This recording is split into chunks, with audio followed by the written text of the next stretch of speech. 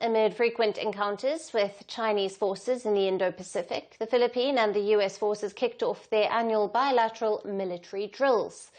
The annual drills, named the Balikatan, which means shoulder to shoulder in the Tagalog language, are being billed as the first full joint battle test for Manila and Washington. The drills, which will continue until the 9th of May, will see over 14,000 Filipino and American soldiers testing their joint fighting capabilities, especially in flashpoint regions such as the Taiwan Strait and the South China Sea. The U.S. Marine Corps will deploy anti-ship missiles in the Luzon Strait for the first time, while simulating retaking a strategically located island seized by an enemy. From the U.S. base in the islet of Balabec, the two sides will then expand their maritime security operations to the edge of the South China Sea, which Beijing claims almost in its entirety. The Philippines' Palawan province is set to remain at the center of these exercises. The Filipino province is closest to the Second Thomas Shoal, as well as the Sabina Shoal, where the Filipino and Beijing's forces have come face-to-face in recent months. The Palawan province will also host a live-fire drill designed to prevent enemy forces from landing on a beach. Apart from the Philippines and the United States, Japanese forces will also participate in the exercise as observers.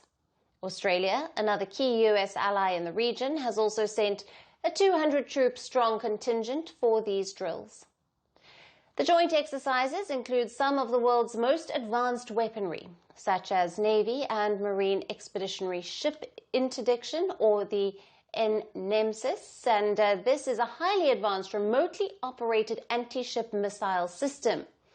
MADIS, or a Marine Defense Integrated System, as well as the famous Typhon missile system, stationed in the Philippines since April of 2024, will also be used during these drills. Now, Washington has said that the use of this weaponry will demonstrate that while the US and the Philippines remain committed to peace, they also possess credible combat power.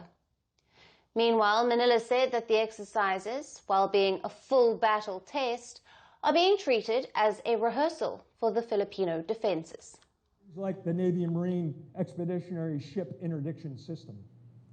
Things like the Marine Air Defense Integrated System, MADIS, and the Army's medium-range capability, the Typhon missile, all here to bring together our capabilities to demonstrate and reassure the region that while we remain committed to peace, we also possess credible combat power that backs up that commitment.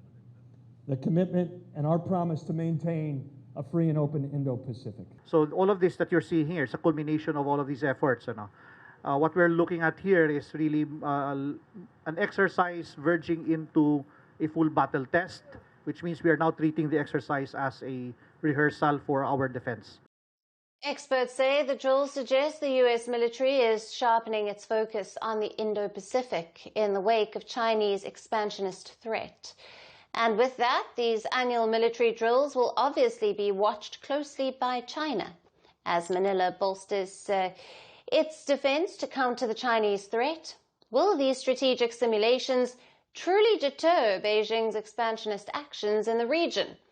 This continues to be a developing story, and we will keep you updated.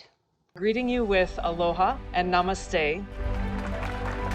I love India. Presence, occupation of a territory by another country pertains to India, what we saw in Kashmir.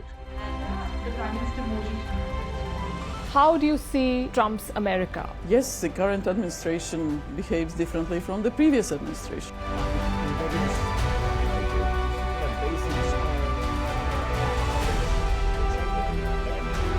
Are you saying that there are foreign powers who are trying to bring down the current government in Syria? Exactly. Bluntly, Iran, maybe Russia too. Prime Minister Modi committed to South-South, cooperation. Not over 50%. Is Ukraine prepared to pay the price for that peace? No compromises at the cost of territorial integrity and sovereignty.